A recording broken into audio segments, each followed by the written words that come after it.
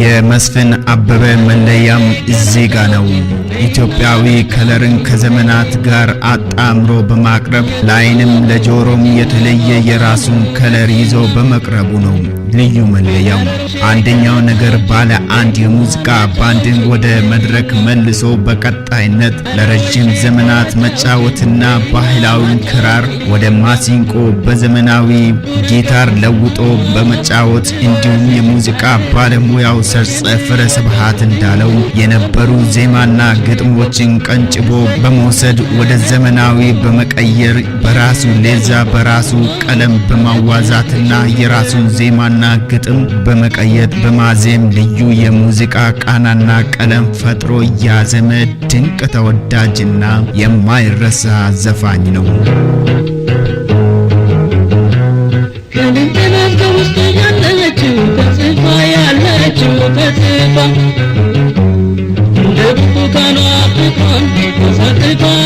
መስፍን አበበ በዚህ ልዩ አዛዜሙ ለረጅም ዓመታት ወጥ በሆነ መልኩ በጊታር ብቻ ራሱን በራሱ ያጀበ የማይዘነጉ ዜማዎችን ተጫውቷል።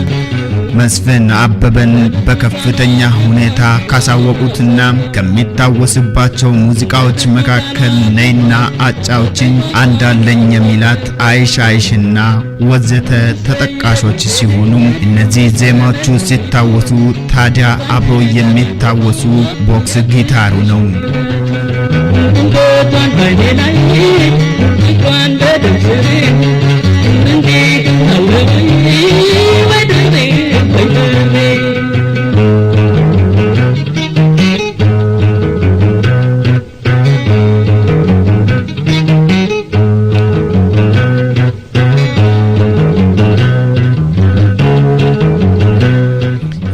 የመስፍን አበበ ልዩ መታወቂያ የሆነው ጊታር ለመስፍን ልዩ ማስታወቂያ የሆነው መስፍን ራሱ በልዩ ሁኔታ ጊታሩ መጫወቱ ነው።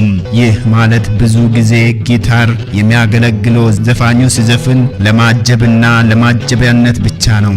መስፍን አበበ ግን ጊታሩን ከማጀቢያነቱ ባለፈ ጊታሩን ራሱ ያዘፍነዋልና የመስፍን ቦክስ ጊታር ዘፋኝ በመሆኗ እና እሱን ተከትላ ድምጽ አውጥታ በመስፈን መስፍንንም በማዘፈኑ የተለዩ እንዲሆን አድርጎታል።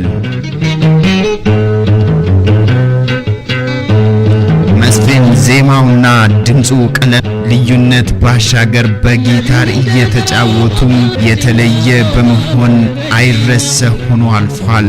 ለዚህ ማሳያ ነይና አጫውችኝ ዘፈኑን ሲጫወት የጊታሩን ድምጽ ልብ ብሎ ማድመጥና ማጤን ያሻል።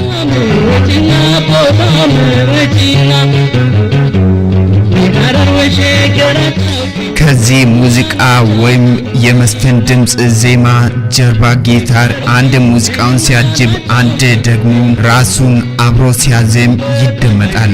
ይህ ብቻ ሳይሆን ጊታሩ ሁለት ድምጽ በማውጣት በአንድ ጊዜ የሚሰማውና ሁለት ተግባር ማለትም አብሮ ማዘምና የመስፍን ድምጽ የማጀብ ስራ ጊታሩ የሚሰራው ልብ ብላችሁ ስሙት። ጊታሩ ቀጭንና ወፍራም በቴክስቸር ወይም በድምጽ የሚያወጣው ነገር ሲኖረው በዜማቸውም እነዚህ ቀጭንና ወፍራም ድምጾች የተለያዩ ናቸው። እነዚህን የሚሰራው ደግሞ የመስፍን እጅ ነው።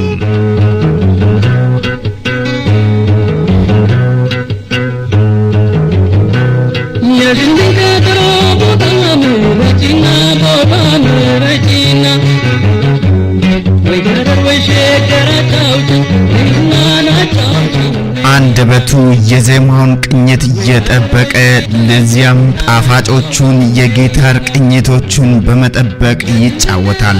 አንዱ የመስፍን አእምሮ 2 3 እና 4 ስራም በአንድ ጊዜ አስተውሎ ይጫወታል ማለት ነው።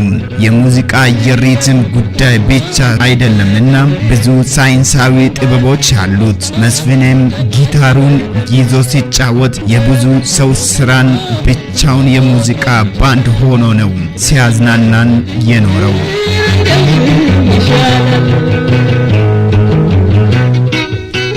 ይህ ወይ ሐረር ወይ ሸገር አጫውችኝ የመስፍን አበበ ሙዚቃን መስፍንን ሐረርንና ድሬዳዋን እንዲሁም ሙዚቃዋን አንድም ከሙዚቀኛነት ባለፈ በተለየ ቁርኝት እንዲታዩ ሲያደርጋቸው ሁለት እቺ ሙዚቃ የመስፍን አበበ መለያና ምልክት ሆና ኖራለች።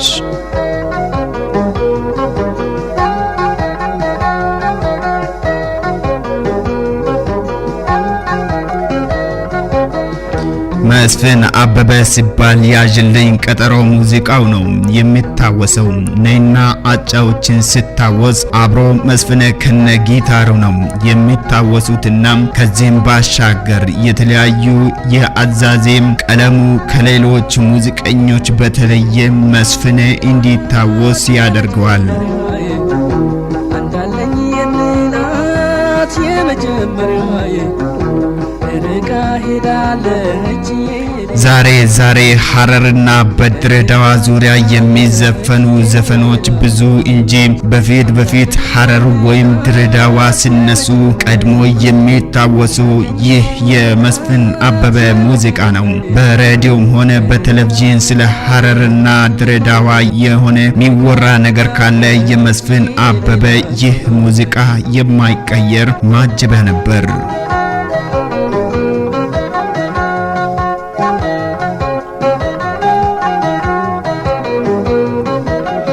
መስፍን አበበ አንድም በጊታር ሙዚቃን ሁለትም በጠመኔ ወይም በቾክ ትምህርቱን ለኢትዮጵያ ሕዝብ በስጦታ ሲያበረክት ለረጅም ዘመናት ቆይታ ከ20 ዓመታት በፊት ድንገት ከሙዚቃ መድረክ ጠፋ።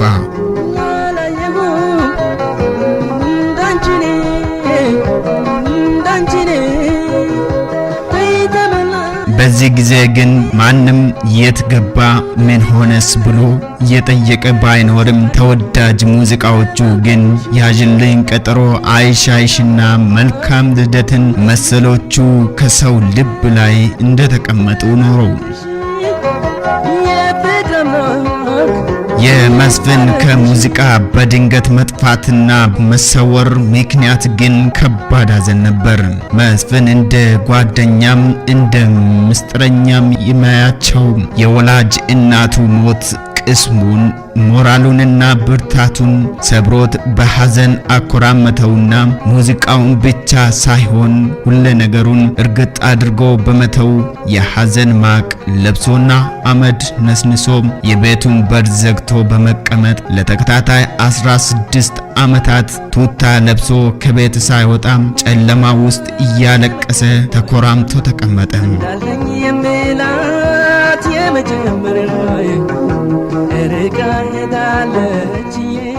ምን ያህል ለእናቱ ፍቅር እንዳለው ተመለከትኩም። ለ16 ዓመታት ያህል ራሱን በሐዘን አኮራምቶ እናቱን እያሰበ በማንባ ተቀመጠም።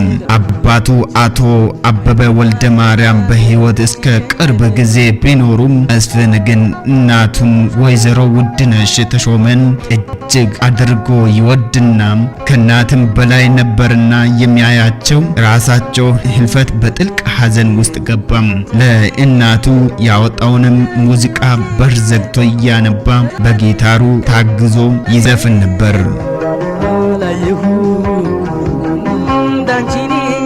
መስፍን ሙዚቃን እናቱ ሐዘን ካቆመ በኋላ ጊታሩን የሚያነሳው የእናት ጡት ውለታ የሚለውን ዜማ እየዘፈነ ለማልቀስ ብቻ ነበር።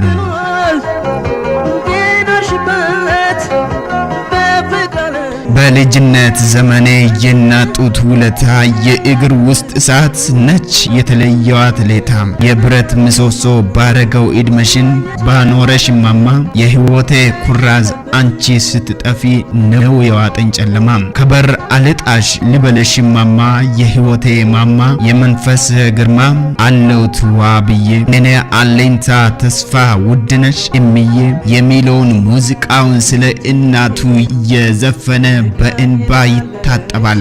እናቱ ወይዘሮ ውድነሽ ይባላሉ።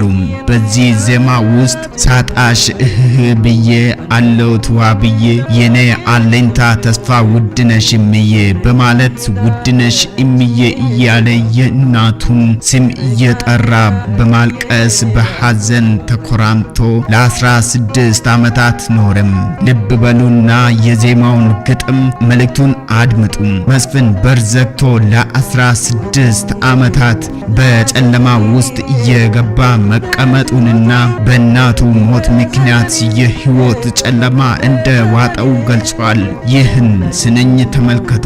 የብረት ምሰሶ ባረገው እድሜሽን ባኖረሽ ማማ የህይወቴ ኩራዝ አንቺ ስትጠፊ ነው የዋጠኝ ጨለማ በማለት በጨለማ ዘመኑን ገልጿል። ይህ የሙዚቃው የነበረበትን ጥልቅ የሐዘን ዘመንና ራሱን ከሙዚቃም ከሰውም አገልሎ የኖረበት የጨለማ ህይወት ዘመን ያሳያል። ውድ አድማጮቻችን ለዛሬው የህይወት ታሪክ አድርገንላችሁ የቀረብነው አይረሴ የሆኑ ዘፋኞች መካከል በተለይ ደግሞ በጊታር በመጫወት የሚታወቀው የመስፍን አበበን ታሪክ ነበር። ለዛሬው አዘጋጅቶ ወደ እናንተ በማቅረቡ እኔ ተሾመ ያለምኪያል ነበርኩም። ሳምንት በሌላ ፕሮግራም ተመልሰን እስክንገናኝ እስከዛም በሰላም ቆዩ።